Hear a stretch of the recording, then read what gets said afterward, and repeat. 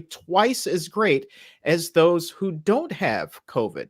And it's happening in younger patients too. So, what is going on there? We're going to tell you about the research. Plus, a surprising new study finds a lot fewer people are planning on getting a COVID-19 vaccine than you would think. And the safety of slaughterhouse workers again is being called into question.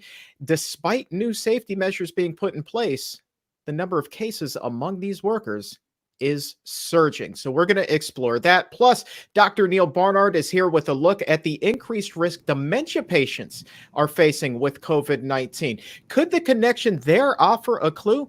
Dr. Barnard, looking forward to hearing from you today. It's eye-opening new findings. I look forward to sharing it with you. And Dr. Vanita Raman joins us to do a deep dive on strokes, the causes, the risks, the role that diet and lifestyle play. Dr. Raman, looking forward to hearing from you. Thanks, Chuck. Great to be with you.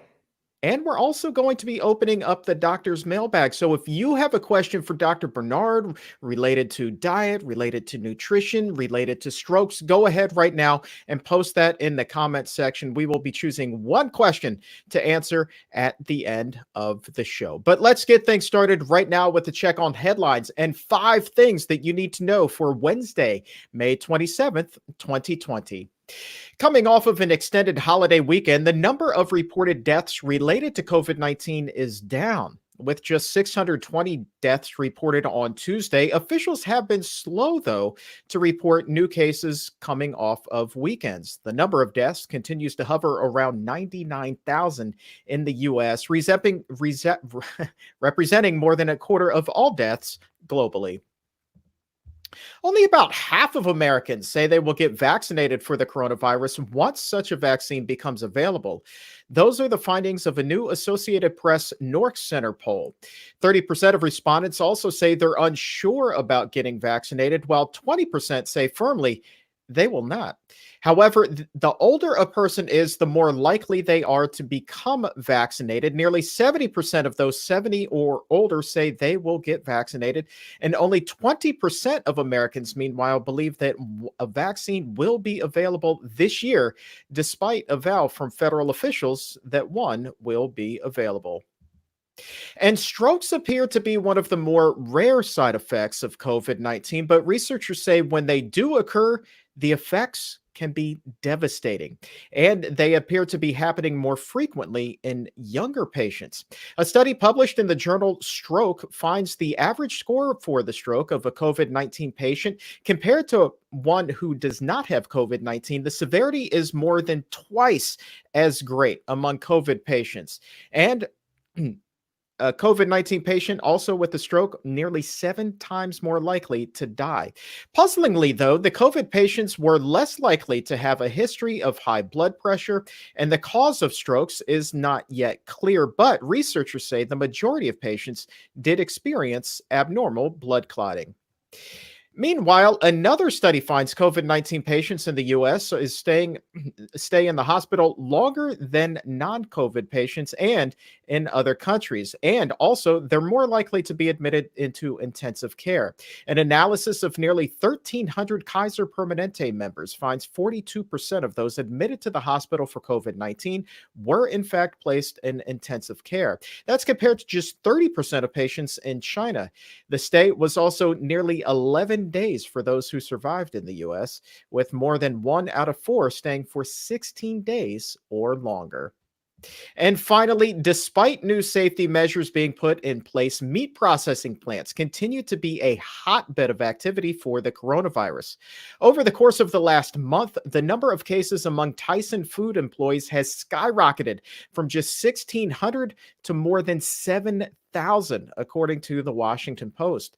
The nation's largest meat processor is screening employees for symptoms prior to each shift and requires them to wear facial coverings. There are also now plastic dividers between each station in hopes of slowing the spread, but the measures appear to be failing for now, and experts warn of up to a 35% shortage in meat supplies and rising prices as a result of the pandemic.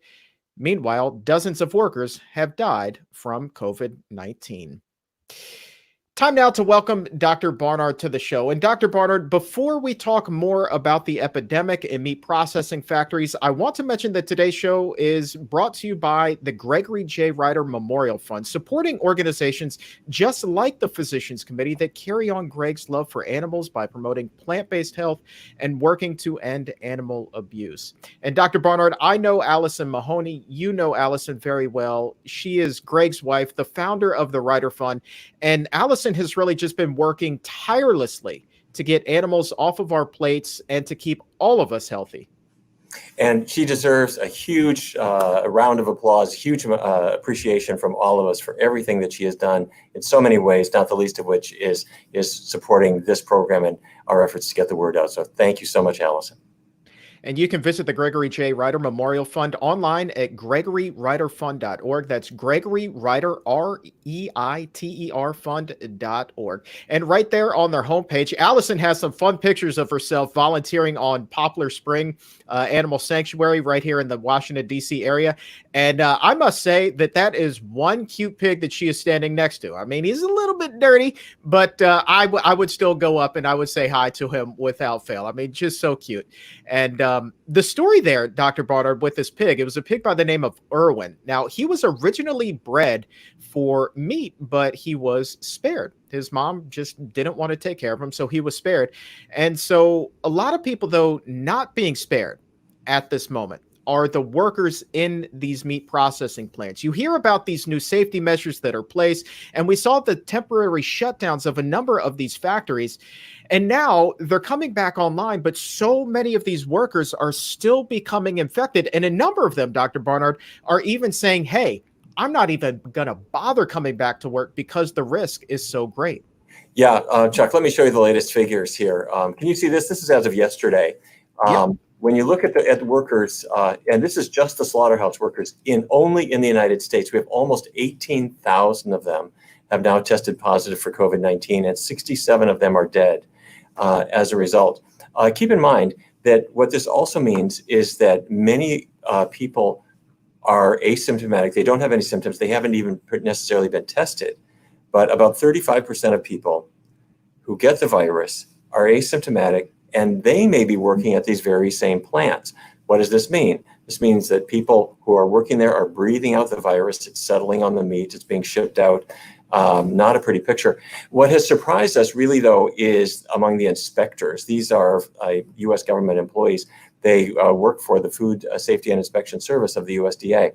And we have more than 200 cases now of inspectors who have developed COVID-19, and at least 5 of them are dead. The reason that I emphasize that is these are the really hygienic folks in the slaughterhouse. They are the ones who are trying to make sure that everything is clean, everything's done right.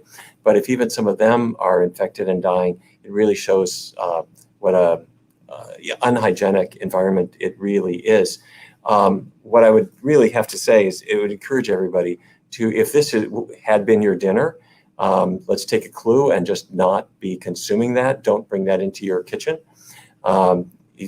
Whether it's out of concern for the animals, for the workers, or for the possibility that you might be bringing in COVID-19 in a meat package, leave it out. Just skip it. There's healthier things to eat. And as you know, we have been sending the word out at not only Smithfield, but at all of the other slaughterhouses to close down. And our goal here is to spread this word to the press. And I'm delighted that the press is picking up on this a lot. Okay, Chuck, if you don't mind, I want to shift gears because there's a big new study that just came out that is a little bit complicated, but surprising and has huge implications. And I just want to give it to you. There is a gene. It's called the ApoE gene, and it comes in different forms. You get one from mom, one from dad. And one of the forms is called the epsilon 4 form. Okay, this will not be on the test. But the point is this. Let's say you got this particular gene from both mom and dad. Then you have about double the risk of a severe case of COVID-19. So we're thinking, good heavens, some people are just at genetic risk. There's nothing you can do. You are more likely to have a problem. Yes, but maybe no. We have looked at this very same gene in another context, and that's Alzheimer's disease.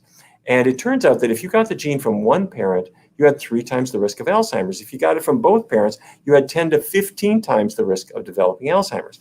This is a bad gene. So the point I'm making, the very same gene that makes you more likely to get COVID-19 also makes you much more likely to get Alzheimer's disease. So what can you do? Get new parents, right? No, I don't think so. Let me walk you through this. Back in 1993, the Chicago Health and Aging Project got started. And they started looking at what people in Chicago were eating and who got Alzheimer's and who did not. And the findings were really quite surprising. They zeroed in especially on saturated fat. That's the solid fat in cheese, dairy products, also in meats. And it turned out that those people who ate the most saturated fat, in Chicago that was about 25 grams a day, had more than double the risk of Alzheimer's compared to people who ate the least. Okay, so what am I saying? I'm saying that yes, there is a big genetic component to Alzheimer's, but let's say you don't eat the pork chops and the bacon and the cheese, and your saturated fat intake goes down, you've cut your risk of Alzheimer's by more than half. Okay, so add it up. Here's where you find the saturated fat. If you're just eating some eggs and some bacon, a little chicken, maybe pizza and milk, you're easily in the high-risk group. Is it easy to avoid those foods? Certainly. So researchers in Finland looked at people not for their Alzheimer's risk, but for a stage before that, what we call mild cognitive impairment. You're still yourself, but your memory has lots of gaps in it. On every day, there are words and names that are dropping out. You might be driving. You might even be able to manage your checkbook, but your memory is not so hot. That's called mild cognitive impairment. So researchers brought in individuals, average age 50 years old. They followed them for the next 21 years, and some of them ate relatively little saturated fat, some a lot. And there we see, okay, if you ate less saturated fat, you had less risk, not just of Alzheimer's, but of old age memory problems. They went one step further. They looked at people who had that ApoE epsilon 4 allele, that one that condemns you to higher risk of COVID, higher risk of Alzheimer's. And look what they showed. Here are the people who had the lower saturated fat and the higher saturated fat intake. You see that? If you are not eating the cheese and the dairy products and the bacon and the other sources of saturated fat, you're on a healthy, low-fat diet. Your risk of developing old age forgetfulness just dropped by, 80%. So let's come back to where we started. What we found is that if you have that gene, that ApoE epsilon 4 allele, if you got it from both parents, you got double the risk of COVID. But we've all along, we have learned that this gene isn't just hard and fast in what it does. It can be modified based on what you eat. How can that be? How can a gene be based on what you eat? Because what does the gene do? It transports fat and cholesterol in the body. Don't eat animal fat. Don't eat cholesterol. See if you can't do better. And there you have it. Back to you, Chuck. That is a fascinating study. I actually would love to have you on the Exam Room podcast when we have a little bit more time to do a deeper dive on that, because you said it was a little bit complicated, and I'm sure that there are a lot more nuances there. But man, that is really fascinating. Well, the point here is that the genes do affect many aspects of our health, but we learned a long time ago that even the genes for Alzheimer's can be changed in their action based on what you eat, and the key thing is to get away from the animal fat and the saturated fat. What we believe is that the same is likely true for COVID-19. Let's say you got the genes, let's say that makes you at greater risk, but you decide, I'm not going to smoke, I'm going to stay physically active, I'm going to eat a healthy, low-fat, plant-based diet, that makes you at less risk for COVID-19. That's at least according to all the evidence we have. Now, you still want to wash your hands, wear a mask, social distancing, all that stuff. But this is the diet that you and I have talked about it many times, helps us tackle diabetes, hypertension, obesity, all the risk factors that make COVID-19 a killer. Well, we can tackle those to a great degree by changing what we eat. Very interesting clues. Dr. Barnard, thank you very much. Stick around because we have a question coming your way in just a little bit. So if you would like to ask that question, go ahead and post your comment or post yours in the comment section right now. We will be choosing one to answer by the end of the show. But right now, let's move on. Did you know that each year almost 800,000 people in the US will have a stroke. That's literally one person every 40 seconds. And strokes will kill about 140,000 people in this country this year. And that makes it one of the leading causes of death. And for those who do survive, they can be left with difficulty speaking and getting around. Everyday life may never be the same again. So, what can be done to reduce the risk of having a stroke and not becoming a victim? For that, we turn to Dr. Vanita Rahman. Dr. Rahman, the numbers here, they are alarming to say the least. What should we be doing to make sure that we are not one of those stroke victims? Yeah, thank you, Chuck. This is such an important issue. So I put together a little slideshow. We'll pull that up and take a look here. Um, so let me just differentiate the difference between a stroke and a TIA, or a transient ischemic attack. It's also known as a mini stroke. That means that both of these happen when the blood supply to the brain is reduced, and in a TIA, it's temporary and people regain their function, but in a stroke, it's permanent and that function is lost. So as you just pointed out, the numbers are really quite startling. Almost 800,000 Americans have a stroke every year, and 140,000 Americans die every year from stroke. And as you said, Chuck, there's a stroke every 42nd. That's just really a startling number. And every 4 minutes, someone dies from a stroke. And as a country, we're spending $34 billion a year on strokes. And this includes medical cost and loss in productivity. And stroke is the leading cause of long-term disability for adults in the US.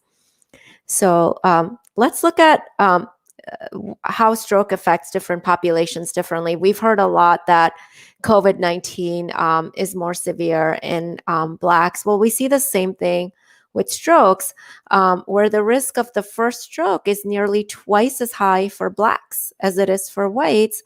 And African Americans have the highest rate of death due to stroke. Now, we have some thoughts on why this is, but we don't know exactly the full story here. But we're starting to see a pattern, whether it's COVID-19 or stroke, that certain populations are at higher risk. And let's talk about some of the risk factors, because the most important thing that we can do to prevent a future stroke is to mitigate these risk factors. So first of all, someone who's had a prior stroke or a mini stroke is at a much higher risk of having a future stroke than someone who hasn't. Someone with heart disease is at higher risk, and that's because heart disease and stroke share some of the same features and risk factors.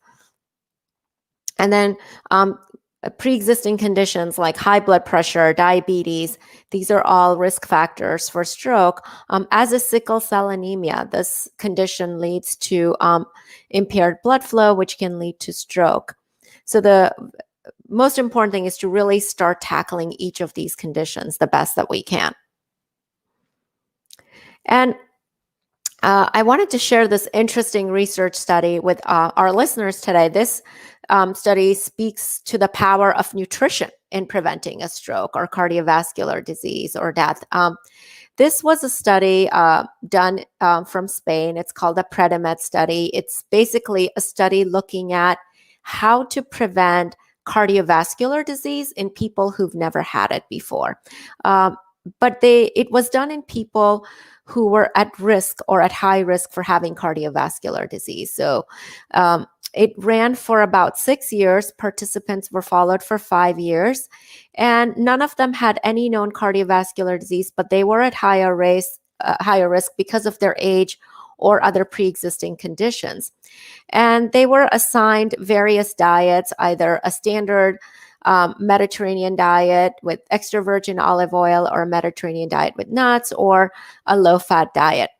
And what they found was there was some decrease in the incidence of stroke, but not much. But then they looked at a sub-study to really tease out the dietary patterns. And this is where we learn more information. So what they did was they stratified people in their diet, and they called it a vegetarian food pattern. And they looked at and they stratified them based on how much plant-based food they were eating and how many animal-based foods they were eating. So the group that was eating the lowest amount of plant-based food is called the very low group here, meaning they have a low vegetarian food pattern. And then the group that was eating the most plant-based foods is at the bottom, the high, very high food pattern.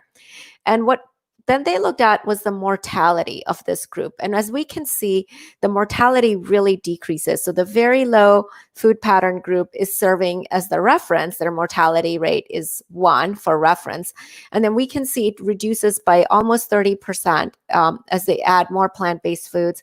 And then when we get to the bottom there, the group that's eating the most plant-based foods, the fewest animal foods, their mortality is reduced by nearly 50%. And this is really telling how important diet can be. And we can, this is about mortality, but this applies to stroke prevention or cardiovascular disease prevention in general too. So, as we're thinking about how to mitigate our risk, these are some things that we can do that we've talked about that apply to other things. So first of all, eating a low-fat plant-based diet is really important. Getting regular exercise, we talked about this before, is extremely important. Maintaining a healthy weight. If we smoke, quitting smoking is paramount. And limiting alcohol intake. Alcohol is not an essential nutrient, but if you do drink, try to limit it to 2 servings of drinks for men per day and 1 serving for women. If you don't drink, you don't need to start drinking, but if you do, try to limit it. And controlling medical conditions, chronic conditions, diabetes, high blood pressure. That means taking your medications, working with your healthcare team to really make sure they're under good control. And the reason all of this is important is that 80% of strokes can be prevented with lifestyle changes. So, we can really bring those scary statistics that we saw at the beginning down by 80%. So that just really speaks to the power of lifestyle and diet. Thank you, Chuck. Dr. Rahman, you said that 80% of strokes there are preventable with diet and lifestyle modifications, right? So what I'm doing right now is I am going and pulling up my calculator on my phone, and we are going to do some math there.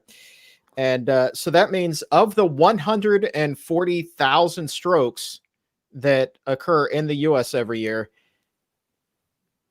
that is how many are preventable. Exactly. It's just such a powerful number. 112,000 of those strokes are preventable with diet and lifestyle modifications. That is just absolutely mind-blowing to me. But it does go, and it really just kind of underscores a recurring theme on this show, is that we have more control over our health than we ever possibly could imagine. There's no magical cure for anything, but I mean, if you're telling me that I've got an 80% chance of not becoming a statistic, I'm going to think those are pretty good odds. If I'm playing the lottery and somebody says, hey man, you've got an 80% chance of hitting the jackpot tonight, I'm going to be over the moon. Right.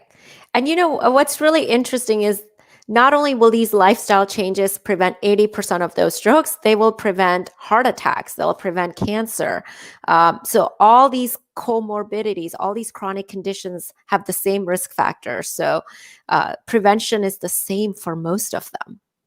What do we know in terms of the heavier a person is, the more likely they are to have a stroke? Because obviously obesity is a huge problem here, not just in the United States, but really worldwide. Somebody morbidly obese, are they at an even higher risk of having a stroke? Yeah, they are, Chuck, and for a variety of reasons. Obesity itself increases the risk, but then it also increases the risk of these comorbidities, such as diabetes, high blood pressure, high cholesterol levels. And so there are multiple factors playing a role. As someone is morbidly obese, their risk for all those conditions goes up, and then the risk of stroke goes up in parallel to that. It's unbelievable. All right. Well, Dr. Rahman, thank you so very much for joining us today. That is just some really enlightening and eye-opening information. 80%. So I definitely know what my fact of the day will be. Coming up tomorrow on the Exam Room podcast, the extended form. If you're not already a subscriber on Apple Podcast, I highly recommend that you go ahead and do that. On tomorrow's show, for a well-known media personality here in the Washington, D.C. area. 8 years ago, a trip to the gym turned into a trip to the hospital. This is a woman who had been an avid runner, taking very good care of herself, thought that she had been, but then collapsed in the middle of a workout, wound up in the hospital, was stunned to learn that doctors would tell her that she indeed had a stroke. So I wanted to have her on the show to walk us through what that experience was like for her that day in particular, and what conversations did she have with doctors about diet and nutrition? What did they tell her about the possible connection there for her? And really, more than anything, I wanted to tell her publicly that I love her, because this woman also happens to be my wife.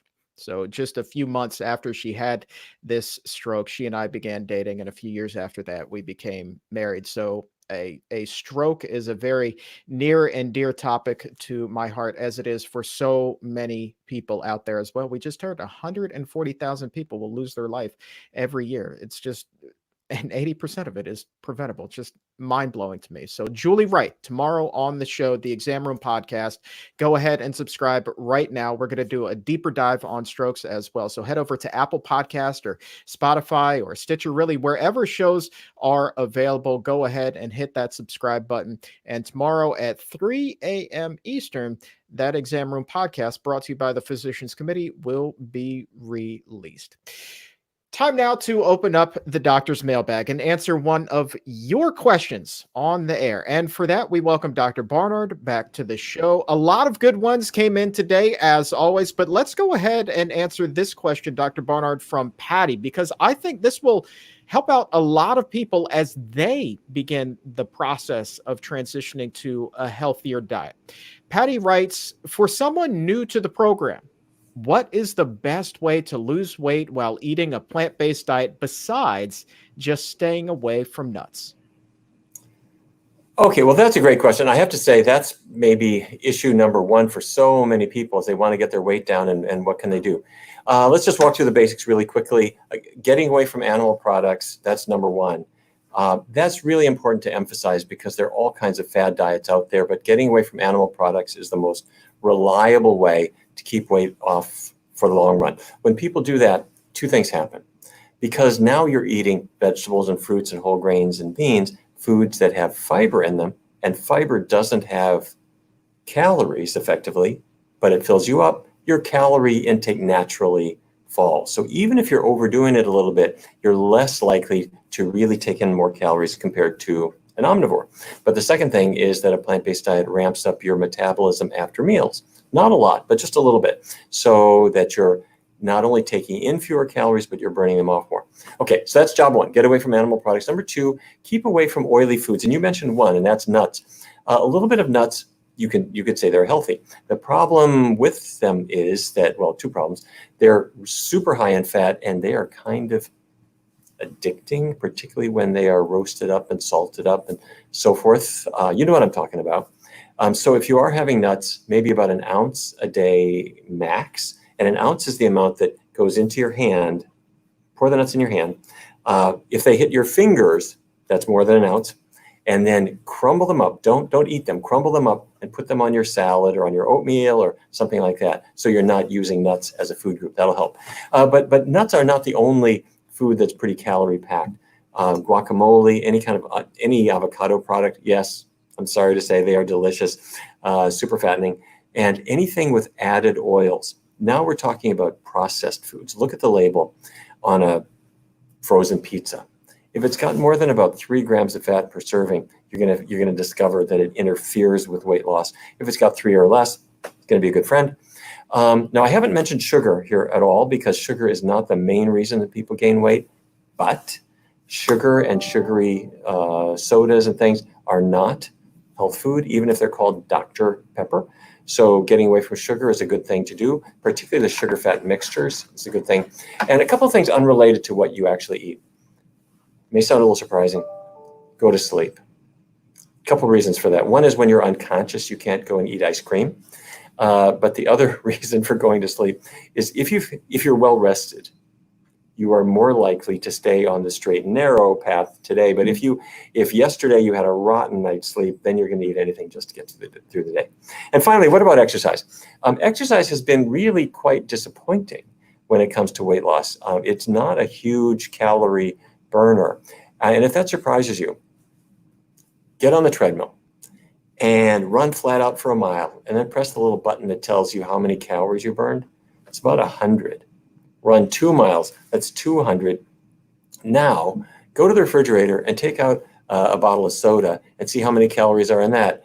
One 20-ounce soda has more calories than you burned off by running 2 full miles, a lot more. So the numbers are 250 calories in a soda. So, but where exercise is helpful is it makes you feel better, it makes you sleep better, and it does burn off some calories. So adding exercise in helps. So what's the regimen? Avoid animal products, keep the oily foods low, go easy on sugar, have it be natural sugars like fruit, not so much the added sugars like soda, and get some sleep and get a little exercise, lace up your sneakers. That'll help you.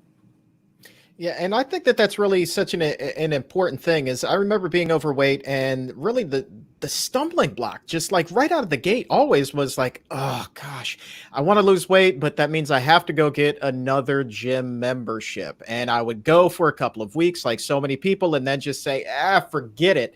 And then because I threw in the towel on the gym, I threw in the towel on eating healthier, and just everything just kind of fell off. The wheels just came off the whole idea of getting to a healthier lifestyle, and it just wasn't sustainable. So I really think that that's an important message that you have here, that nutrition really and sleep are really kind of the keys here, wouldn't you say?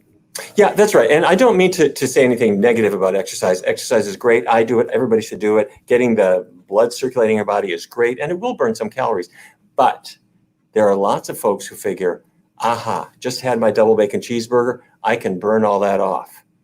Yeah, if you run from here to Philadelphia, maybe so. But I have to tell you, your body is very efficient. It does not want to burn off a lot of calories. So exercise alone is not going to get you there. Add it to a healthy diet, not instead of. And then just a quick follow-up. It sounds like Patty is already a step beyond this, but somebody who is just now hearing about the benefits of a plant-based diet, and they're turning to what you and I would call transition foods, those highly processed, oily, plant-based meats, call it the Impossible Whopper, anything along those lines. What is your advice in terms of people using those foods to transition over? Is it okay to do that in the short term as long as they wean off, or what is your advice? They are methadone. In other words, a heroin addict says, I need some way to get off of this addictive substance. And so they go to the methadone clinic, and they are given this also addictive drug that will help wean them off of injecting heroin. Okay. So if you are a Whopper addict and you go to Burger King and you get the Impossible Whopper, there's no meat in it. It's totally vegan. That's a more ethical choice, a more environmentally friendly choice, and about this much healthier choice too. So go that route. But what you will then discover is that there are healthier veggie burgers that are lower in fat. And then eventually you'll discover you don't necessarily even need a veggie burger at all, because you'll be eating kind of simpler foods like beans and vegetables and fruits and whole grains. So transition foods, I think, are great. But their purpose is to help wean you off of that meat and dairy addiction. And then eventually you'll discover there's a lot more other cool things to eat out there. Do read the label. If it's got less than 3 grams per serving, then frankly, I think it's okay anyhow. All right. Important advice, Dr. Barnard. Thank you very much. And if there's something on your mind that we didn't get to today, go ahead and keep posting those questions in the comment section, or you can find us on social media at Dr. Neil Barnard over on IG, and at Chuck Carroll WLC. You can also find us on Twitter. Just make sure that you send in those questions using the hashtag ExamRoomPodcast. Dr. Barnard, greatly appreciate your time. Thank you, Chuck. And a reminder that if you, my friend, are in the market for a good physician or dietitian who understands the importance of proper nutrition, the Barnard Medical Center is here for you. Currently accepting new patients for telemedicine visit. Really, this is a complete doctor's appointment done exclusively on your computer. So right now, patients are being accepted if you live in California, New York, Washington, D.C., Maryland, Virginia, Missouri, Arizona, Colorado, Massachusetts, or Kentucky. You see the list of states on the screen. Also on the screen, you see the website that you need to visit to make your appointment, as well as the phone number, barnardmedical.org, or you can call 202-527-7500. Go ahead and make that appointment today and get on your path to a healthier life. And it's just also a great opportunity to do visits with the people that you see on the show, like Dr. Rahman, who just gave us all of this wonderful information on strokes, and Dr. Jim Loomis and dietitian Lee Crosby and Susan Levin. So many great people who are here to help you. So visit barnardmedical.org or pick up the phone and call 202-527-7500. And another big thank you to the Gregory J. Ryder Memorial Fund for their support of the exam room and other organizations just like the Physicians Committee that carry out Greg's love for animals by promoting plant-based health and working to end animal abuse. You can visit them online at gregoryryderfund.org. That's Gregory Ryder. That's REITER fund.org. Visit them today. Thank you so very much for your support. The Gregory J. Ryder Memorial Fund and Allison Mahoney could not have done this without you. And we also could not have done this show without the tremendous support of our staff, producers extraordinaire Donna Steele and Laura Anderson, and our director extraordinaire Emily Colon. And be sure to join us here tomorrow for another exciting edition of the Exam Room Live. We're going to be joined by Dr. Jasmine Sardana, aka Dr. Jazz, bringing pep and energy and the music of nutrition to the show. So that's noon Eastern, right back here on YouTube and on Facebook. We will see you then. Until then, for everyone here at the Physicians Committee, I am the weight loss champion, Chuck Carroll. Stay safe. We'll talk to you tomorrow, and keep it plant-based until then.